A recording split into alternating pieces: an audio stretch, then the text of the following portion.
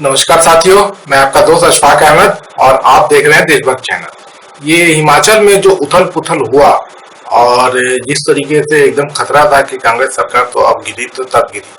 तो ऐसे में कांग्रेस सरकार को बचाया और एकदम सेफ हो गए हैं। अब कोई टेंशन नहीं है और पूरा जो खेल था उसको पलट दिया। तो ये थे डीके शिव कुमार, जो कर्नाटक के डिप्टी सीएम। तो उनकी जो रणनीति होती है बहुत जबरदस्त होती है और इसीलिए जब खबर आई कि कल चुनाव में 6 एमएलए कांग्रेस के उन्होंने बीजेपी को वोट दिया था राज्यसभा के चुनाव के लिए और इसके बाद में टूट के आसार थे। फिर बीजेपी हल्ला करने लगी कि अब तो अल्पमत की सरकार है कि अब ये सरकार गिर जाना चाहिए, चीफ मिनिस्टर को रिजाइन कर देना चाहिए। तो ऐसे में डीके शिव कुमार पहुंचे हिमाचल और वहां पे आज सेशन भी था विधानसभा का और उसमें बिल पास करना था। तो पहले तो मेजॉरिटी होना चाहिए बिल पास होने के लिए, तो उसके लिए विधायक कैसे होंगे। तो डीके शिव कुमार जो है तो बात करने में और समझाने में एक्सपर्ट।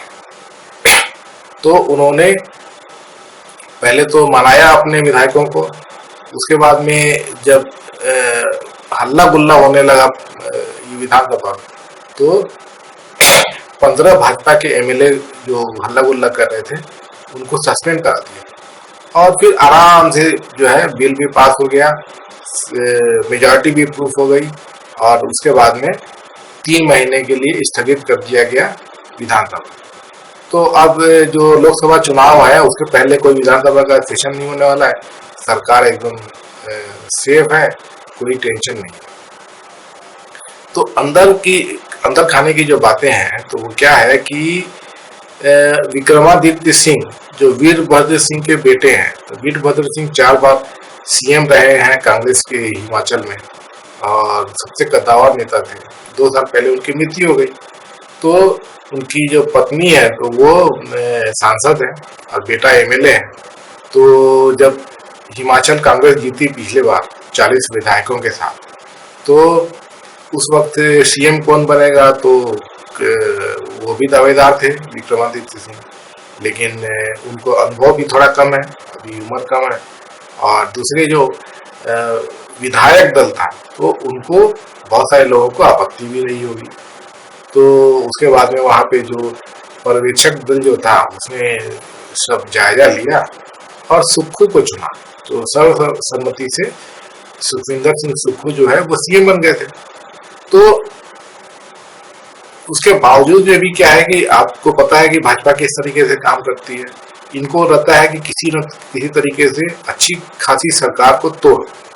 तो हिमाचल में 40 विधायक थे कांग्रेस के, 68 की असेंबली है, तो 3 इंडिपेंडेंट हैं और 25 भाजपा के। तो कहाँ 25 और कहाँ 40, कोई प्रॉब्लम ही नहीं होना चाहिए सरकार को, लेकिन अब मोदी जी और अमित शाह के रहते हुए ये हो जाता है, अब वही चीज हुआ। तो उन्होंने पता नहीं 8 एमएलए को राजी कर लिया था कि 8 लोग जो है वो राज्यसभा का जब चुनाव होगा तो उसमें भाजपा की तरफ से वोट करेंगे और 3 जो इंडिपेंडेंट थे उनको भी बदला लिया। तो इस तरह से भाजपा के कैंडिडेट जीत जाएगा, इस तरह का प्लानिंग किया गया। तो 2 एमएलए जो कांग्रेस थे वो बैकआउट कर गए। तो जब वोटिंग हुआ तो 34-34 कांग्रेस की तरफ से 34, भाजपा की तरफ से 34 वोट डाले गए। तो ये टाई हो गया। तो अब उसके बाद में अब चुनाव का रिजल्ट कैसे होगा, तो वो चिट डाल के करते हैं कि चिट दो लोगों के नाम लिख के चिट डाल दो, उसमें से एक निकाल दो, तो जिसका नाम आएगा वो जीता हो। तो ये पता नहीं क्या हुआ कि भाजपा का ही चिट निकला और भाजपा के वो जीत गए।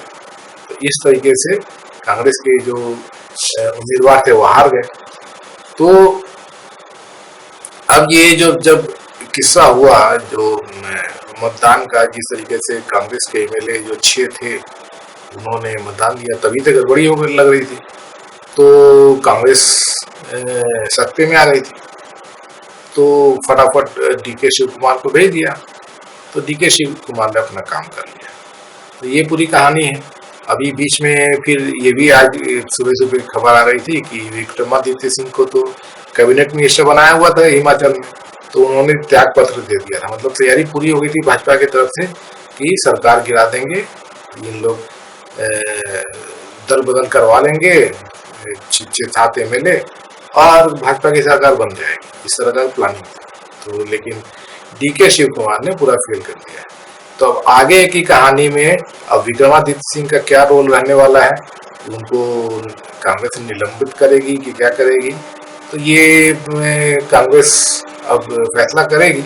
लेकिन जो प्रॉब्लम था, जिस तरीके का मतलब भूचाल आया हुआ था हिमाचल को, एक दिन में डीके शिव कुमार ने निपटा दिया। तो ये डीके शिव कुमार जी जो है वो इस मामले में बहुत ही बढ़िया काम करते हैं। तो कांग्रेस में ऐसे लोगों की जरूरत है। क्या होता है कि कांग्रेस के लोग जो है वो इतना तिकड़मबाजी नहीं करते हैं, लेकिन अब अमित शाह मोदी जी जो है उनका पता है कि खेल में कोई भी चाल चल लेंगे, अच्छा हो बुरा हो, न्याय संगत हो, कुछ भी हो, बस उनको चुनाव जीतना है। आज चुनाव में हार गए तो दूसरी पार्टी को तोड़ना है, तो यही करते हैं वो हर तिकड़म लगा के। तो कांग्रेस में भी ऐसे लोगों की जरूरत है जो इस तरह के काम करके और भाजपा के जो मंसूबे हैं उनको निरस्त करें।